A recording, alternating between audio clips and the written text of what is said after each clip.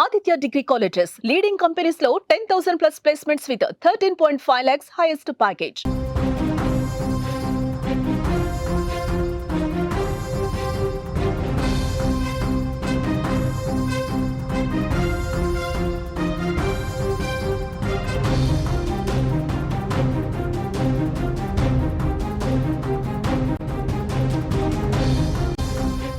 చిత్తూరు జిల్లాలో వివాహిత బలవన్మరణానికి పాల్పడింది.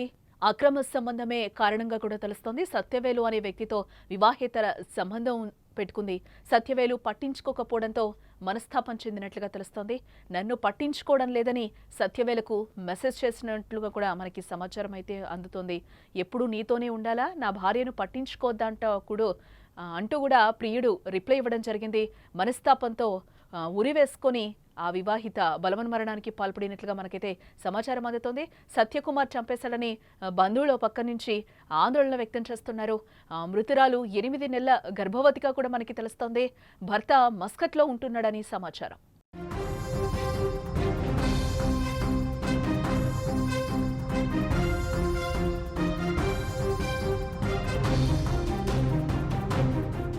వివాహేతర సంబంధం ఓ వివాహిత మరణానికి కారణమైంది.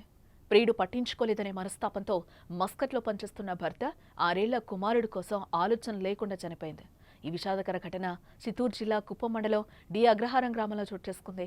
ఇదే గ్రామానికి చెందిన మహిళకు 8 ఏళ్ల కిందట తన మేనమామతో వివాహం జరిగింది. వీరికి 6 ఏళ్ల బాలుడు కూడా ఉన్నాడు. బాలుడికి అనారోగ్య సమస్యలున్నాయి. 3 నెలల కిందట భర్త ఉపాధి కోసం మస్కట్కు వెళ్ళినట్లుగా మనకి సమాచారం అందుతోంది. అయితే ఆ మహిళకు అదే గ్రామానికి చెందిన సత్యవేలు అనే వ్యక్తితో ఉన్న పరిచయం అక్రమ సంబంధానికి దారితీసినట్లుగా తెలుస్తోంది. అయితే గురువారం ఆ వివాహిత బలవన్మరణానికి పాల్పడింది.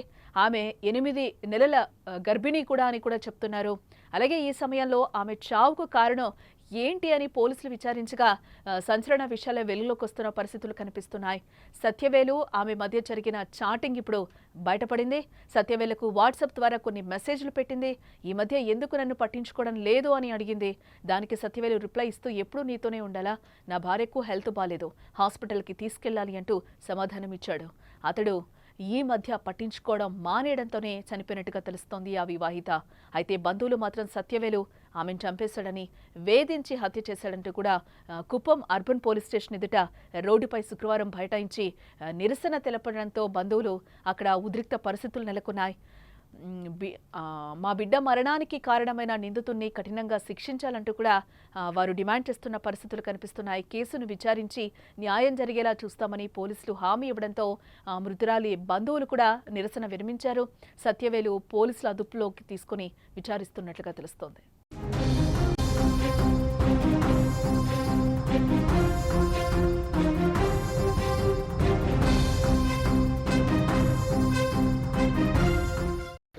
పెరుమాల్ డి అగ్రహారం.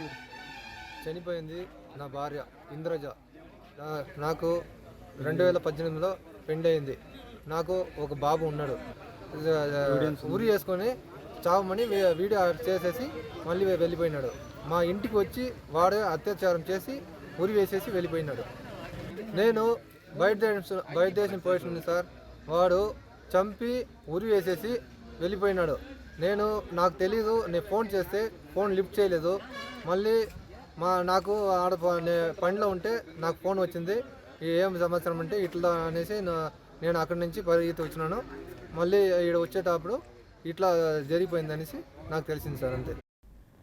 సో భర్త చెప్తున్నాడు సత్యవేలే బలవంతంగా కూడా చంపేశాడు, ఉరివేసి చంపాడు అని కూడా భర్త అలాగే బంధువులు కూడా ఆరోపిస్తున్న పరిస్థితులు అయితే కనిపిస్తున్నాయి.